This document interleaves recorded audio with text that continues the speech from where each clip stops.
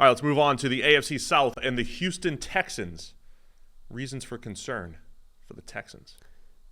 Variability. What if last year was simply the high water mark and they caught lightning in a bottle, and this approach of we can win it all this year. Let's go get Danielle Hunter. Let's go get Stephon Diggs. Let's go get these players that can win now. What if they're actually not as far ahead as they looked or if we thought they were, Like a sort of not as obvious.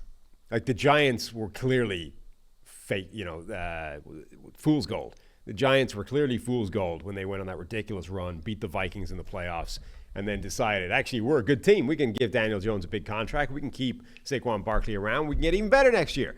Obviously, they were fool's gold that year, right? And anybody outside of the building knew that and was like, dude, no, don't do that. The Texans are not that. They were clearly better than the Giants were in their corresponding years. But there is a chance that we just saw, a really high-end version of what C.J. Stroud is going to be. We got we were saying it all last year. He's just Georgia C.J. Stroud all the time. What if he isn't? What if he got that for a run and we're going to get a different version of him this year? And now you just invited a guy like Stephon Diggs into the building who, brings some chemistry issues with him, it seems. Yeah, I mean, the thing about Stroud, one of the most impressive rookie seasons we've ever seen. However, in the last 10 to 12 years, we've seen impressive rookie seasons like RG3 in year one, again in the Shanahan scheme or derivatives. Bobby Slowick was there for RG3's rookie season. Then it all fell apart in 2013. You also have Baker Mayfield had his best season for a while. Like his rookie season was his best season for, until last year, basically. So there is always that possibility of regression from C.J. Stroud.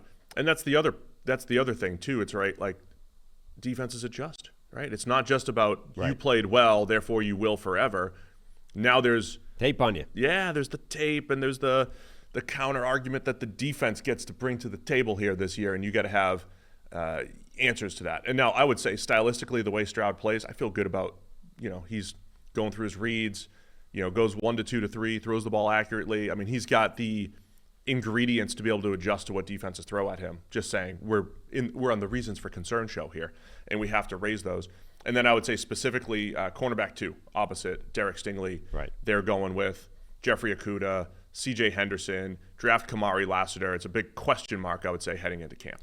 Yeah, no, definitely. And to be honest, Derek Stingley played fantastically last year, but he was worse the previous year, and we know cornerback volatility being what it is. I mean, Derek Stingley might not have as good a year as he did last year. Then you might have a guy, your top corner isn't playing great. Your second corner is a big question mark anyway, and the entire cornerback group looks like a problem at that point. And we have to highlight the offensive line. Again, every friend of Kyle seems to be able to overcome offensive line. Poor offensive lines on paper. The Texans did it last year as well, but I wouldn't say it's a position of weakness. Kendrick Green at guard coming back, Titus Howard at right tackle, Shaq Mason getting a little bit older. So there are still some questions up front for the Texans. No, agreed. I mean, that offensive line, it's hard to know actually with these Shanahan offensive lines. Like, do we just need to accept that they're able to make things work with significantly worse looking groups on paper than other teams can, and kind of stop harping on it? Because it seems like we've been doing that for the 49ers, the Dolphins, and the Texans now for a while, and all three of those teams are arguably the three best offenses in football working with those offensive lines. Like, at some point we should probably recognize that it's just not a thing, or they're all ticking time bombs waiting for one of them to detonate.